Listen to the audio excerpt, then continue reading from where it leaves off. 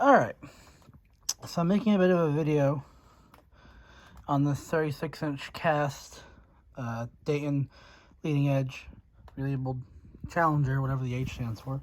I realized I never actually looked into the canopy here, so we're going to take a look real fast. So we see this was done by Kent Industries Limited. Cable, Kindis, Hong Kong, GPO box 15876. We have 110 volts, 0.5 amps, power factor of 0.92.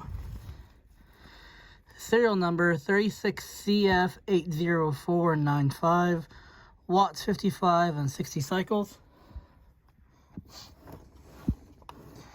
And then on this side, it once again just says Challenger, 36-inch fan. But really far in there, it says built to BSS 367-1941. So I don't know if that's an order number or what that is. But yeah, thought that was interesting. We know it's an older one based on the metal, the cast yoke. So yeah, small little interesting video I figured I'd share with you guys.